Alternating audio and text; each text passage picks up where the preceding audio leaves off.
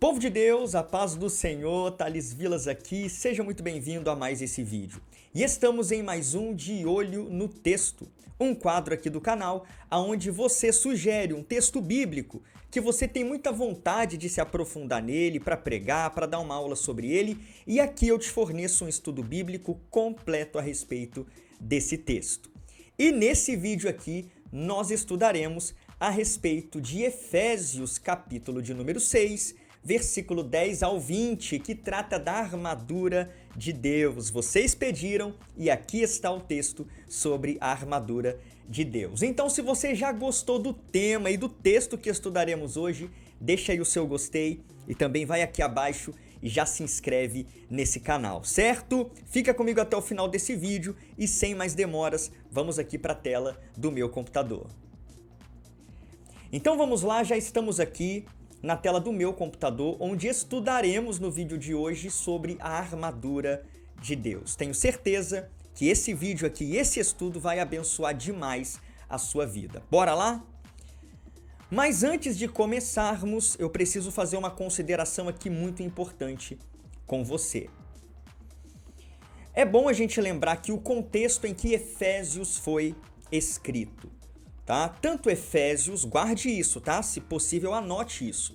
Tanto Efésios, quanto Colossenses, quanto Filemão e também a carta aos Filipenses, Efésios, Colossenses, Filipenses e Filemão.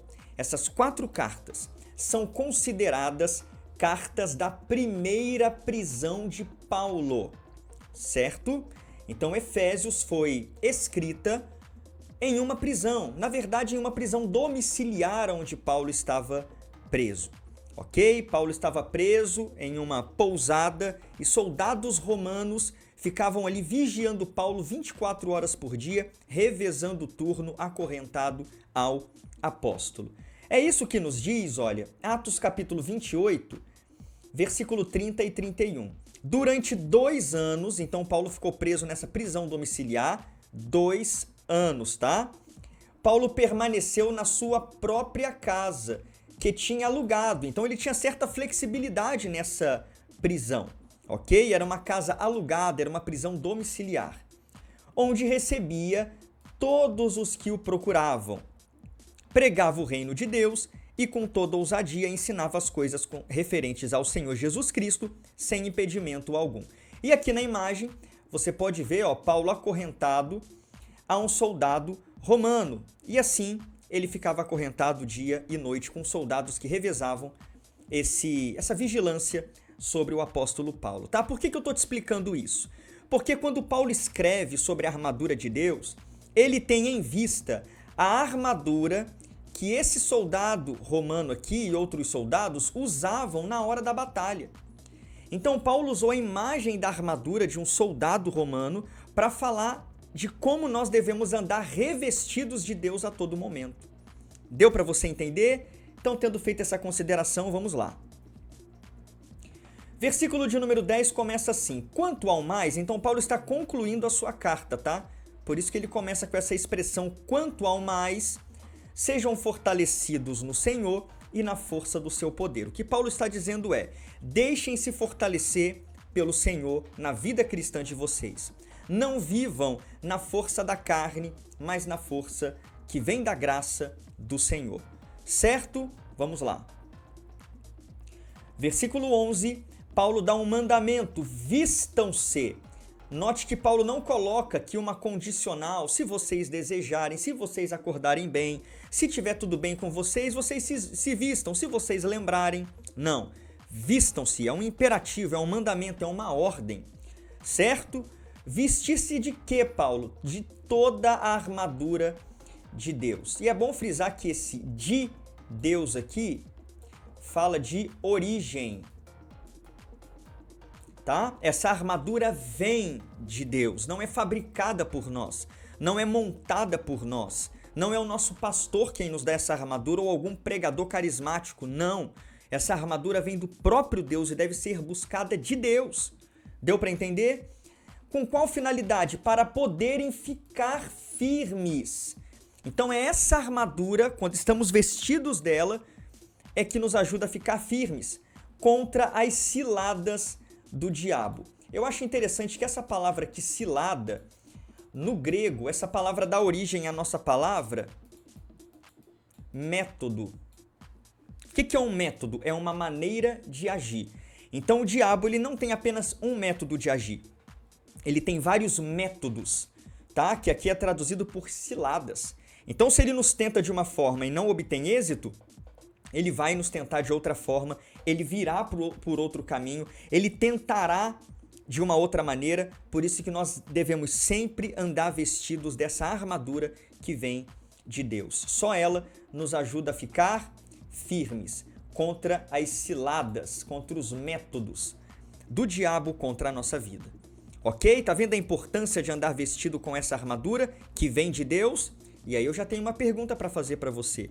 Hoje, você está vestido dessa armadura? Não basta saber que a armadura existe. Não basta ter essa armadura, mas não se vestir dela. É preciso vestir-se. Está encapado, se assim podemos dizer, a palavra que me veio agora. Precisamos estar encapados dessa armadura, protegidos, envelopados dessa armadura. Certo? Vamos lá então. Cada palavra, viu, que surge aqui na cabeça da gente. Versículo 12 diz assim: porque a nossa luta... Opa, então quer dizer que todo cristão está em meio a uma luta? Sim. Consciente ou inconscientemente, sabendo disso ou não, todo cristão está numa batalha. Porque a nossa luta não é contra sangue e carne. Paulo usa essa expressão sangue e carne, ou carne e sangue, para falar de seres humanos. A nossa briga, a nossa luta, a nossa batalha não é contra um semelhante nosso, não é contra o presidente da República, contra algum juiz do STF, não é contra um inimigo de carne e osso, não é. A nossa luta é contra principados, potestades, dominadores deste mundo ou deste século tenebroso, forças espirituais do mal nas regiões celestiais. Então veja que a nossa luta não é contra seres humanos, é contra seres espirituais que usam seres humanos para atacar, para se levantar, para tentar impedir o avanço da igreja. Então a briga sua não é contra o seu vizinho, contra um irmão da igreja que está se levantando contra você. A sua batalha não é contra um familiar que pega no seu pé por você ser crente, não. É contra as forças espirituais que usam essas pessoas para tentar parar você. Deu para você entender? Eu acho interessante isso daqui, ó, nas regiões celestiais, que Paulo explica numa outra parte de Efésios, que são os ares. A crença popular é que o diabo e os demônios estão no inferno, estão abaixo de nós, no submundo. Só que, na verdade, biblicamente, eles estão nos ares, nas regiões celestes. O inferno é um lugar para onde o diabo não quer ir. Ok? Deu para entender? Vamos lá, então. Versículo 13, por isso, peguem toda a armadura de Deus. Primeiro, Paulo fala, vistam-se, agora peguem toda a armadura de Deus. Vocês precisam tomar posse dela, para que vocês possam resistir no dia mau. Há alguns debates sobre o que significa esse dia mau, se é o dia do juízo, se é o dia da grande tribulação, mas eu vejo esse dia mau como o dia da prova, o dia da luta, o dia naquele que o diabo vem com força total contra nós. É o dia mau, a gente precisa estar vestido da armadura de Deus para que quando a adversidade chegar, a gente esteja pronto para ela. E depois de terem vencido tudo, continuar inabaláveis. Depois da vitória, ainda devemos permanecer inabaláveis e vestidos dessa armadura, tá? E como eu expliquei para você, a partir de agora, Paulo vai destacar 6 itens dessa armadura espiritual. Cada um desses itens que vamos ver aqui agora, tá? Paulo tirou da armadura de um soldado romano, tá? Lembra que Paulo estava acorrentado a esses soldados, então Paulo pega a imagem de um soldado romano e aplica as coisas espirituais. Paulo ele fazia muito isso. Paulo era bem inteligente e sagaz na comunicação do evangelho. Ele contextualizava bem a sua mensagem e é algo que eu ensino muito em outros vídeos meus, você saber contextualizar a sua mensagem. Pegar algo atual e aplicar isso à mensagem espiritual para facilitar a compreensão dos ouvintes, tá? Então vamos ver cada um desses itens aqui separadamente?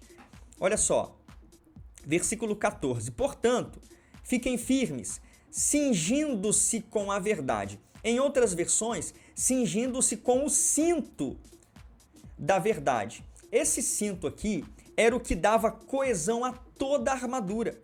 Era o que mantinha toda a armadura coesa, firme, bem fixa e bem vestida pelo soldado, tá? Se esse cinto aqui fosse frouxo, toda a armadura seria frouxa. E por que que o cinto da verdade é tão importante? Porque é a verdade que deve adornar toda a nossa vida. É a integridade que deve adornar todo o nosso ser. Se a verdade é falha em nós e se a honestidade é capenga em nós, tudo mais na nossa vida vai fracassar. Por isso que Paulo fala, cinjam-se com o cinto da verdade, que ele esteja bem fixo no corpo de vocês, segurando todo o resto. E também vestindo a couraça da justiça. Couraça era o que protegia o tórax, tá? E os órgãos vitais de um soldado, tá? E essa couraça da justiça pode ter duas mensagens para nós. Primeiro, a posse, sabe? A gente viver tendo diante de nós a justificação que Cristo nos concedeu. Que agora somos perdoados, lavados e remidos pelo seu sangue e nenhuma acusação há contra aqueles que estão em Cristo Jesus. Nenhuma condenação, melhor dizendo, há contra aqueles que estão em Cristo Jesus. Então essa verdade da justificação nos protege e nos guarda dos deslizes que o diabo lança contra nós. E também justiça pode significar boas obras, o nosso novo viver como crentes. Isso nos protege, sabe, das infâmias, das difamações, das acusações, certo? Esse é o segundo item da armadura, tá? Primeiro, segundo. Versículo 15, tenham os pés calçados com a preparação do evangelho da paz. Era a sandália que o soldado usava na batalha, certo? E Paulo usa essa sandália para falar que nós também devemos ser ligeiros para pregar o evangelho. A mensagem do evangelho não é uma mensagem para ficar guardada dentro do nosso coração ou em quatro paredes. É uma mensagem para ser pregada. Na verdade, a Bíblia fala para nós quão formosos são os pés dos que anunciam boas novas. E nós devemos também calçar estas sandálias e sermos prontos a pregar o evangelho. Versículo 16, segurando sempre o escudo da fé, com o qual poderão apagar todos os dardos inflamados do maligno. É o escudo da fé quem nos protege dos dardos que o inimigo lança contra a nossa vida todos os dias. Lá em Apocalipse 12, o diabo é retratado como aquele que lança acusações contra os servos de Deus dia e noite.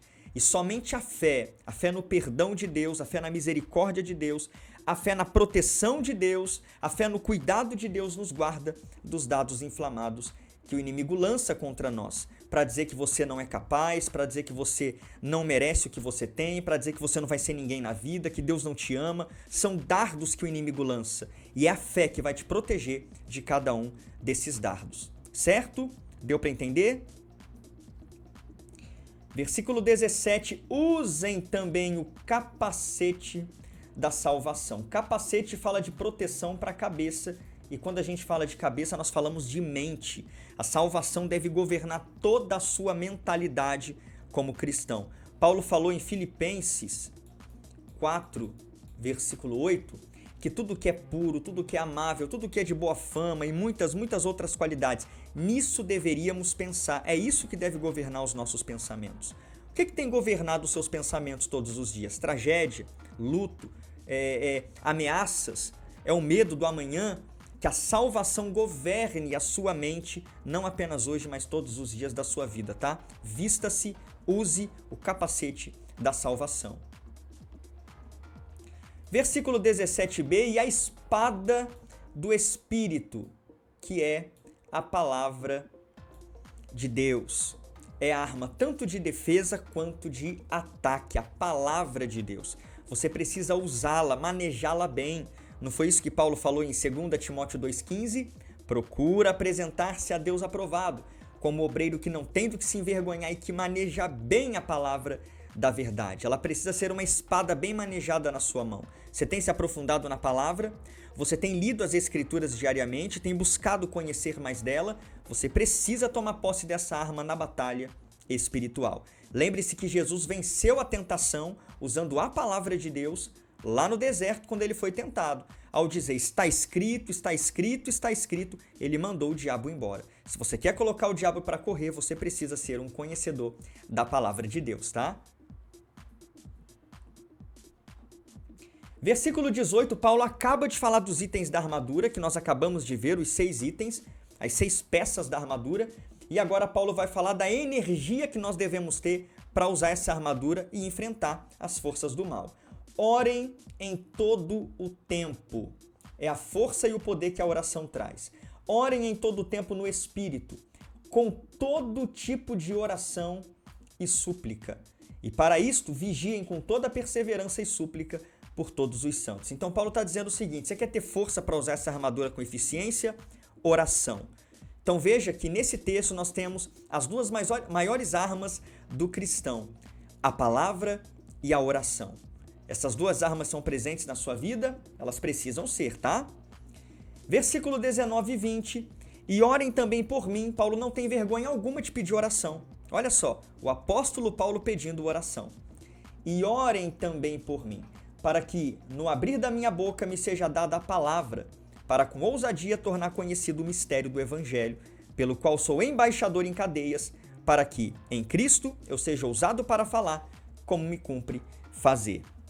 Então veja que Paulo pede oração para cumprir com excelência o ministério de pregação que Deus confiou a ele. E nós também não devemos ter vergonha de pedir oração, de buscar a ajuda espiritual de outros para cumprir o nosso ministério com excelência, tá? Então, vimos aqui a armadura de Deus e a importância de usá-la no nosso dia a dia para vencermos as forças do mal. Agora, cabe a você usar essa armadura diariamente para ser vitorioso nessa batalha que todos nós estamos inseridos. Para a gente terminar, que lições para hoje nós aprendemos com Efésios 6, do 10 ao 20? Já aprendemos algumas aqui com as aplicações que eu fui fazendo, mas eu destaquei 3 aqui para você. Primeiro, estamos em uma batalha espiritual. Como eu disse, quer tenha consciência disso ou não, nós estamos em uma batalha espiritual e todos os que aceitam a Cristo como Salvador estão nessa batalha espiritual também, certo? Segundo, nessa batalha, precisamos lutar com as armas de Deus. Não é uma batalha que nós lutamos com as nossas armas, com o nosso raciocínio lógico, com o nosso discurso, com a nossa oratória, com a força do nosso braço, não. Com as armas de Deus e que Deus fornece. Terceiro, precisamos tomar posse dessa armadura. Ela está disponível, mas nem todo cristão toma posse dela. E você já tomou posse dela através da fé e da oração perseverante. Então eu aconselho você, terminando esse vídeo, vá orar, vá buscar de Deus para você ser revestido dessa armadura, para que você possa ser vitorioso contra as ciladas do diabo, tá? Gostou desse vídeo? Quer aprender muito mais? Eu tenho um convite especial para fazer para você. Vem conhecer o meu curso Entenda a Bíblia de Gênesis a Apocalipse. Olha, esse vídeo aqui foi apenas uma pincelada, tá? Dentro do meu curso Entenda a Bíblia de Gênesis a Apocalipse, você vai aprender sobre a palavra de Deus com muito mais profundidade e detalhes. Dentro desse curso, que já somos aí centenas e centenas de alunos, eu vou te pegar pela mão e vou te ensinar a palavra de Deus capítulo por capítulo, começando lá em Gênesis 1 na criação e caminhando até Apocalipse 22, a consumação. Se você tem o desejo de se aprofundar na palavra de Deus e de deixar a ignorância bíblica de lado, seja você um pregador, um professor de escola dominical ou alguém que quer conhecer a palavra para se edificar, vem estudar comigo. Vai aqui, ó, aqui abaixo desse vídeo na descrição tem um link escrito assim, Curso Entenda a Bíblia. Clica no link ali, vai lá para o site de inscrição e faz a sua inscrição agora mesmo, tá? Menos que uma pizza, menos que o valor que você paga na sua Netflix para você aprender a Bíblia de forma profunda e com eficácia. Estou te esperando dentro da área de alunos. Se você gostou desse vídeo, deixa aí o seu gostei, se inscreva nesse canal e deixa aqui abaixo nos comentários o texto que você quer que seja o alvo do nosso estudo no próximo De Olho no Texto, tá? E ó, se inscreva no meu curso Entenda a Bíblia de Gênesis a Apocalipse. Para você que está aqui, tem um desconto especial. Deus abençoe a sua vida. Até a próxima. Tchau.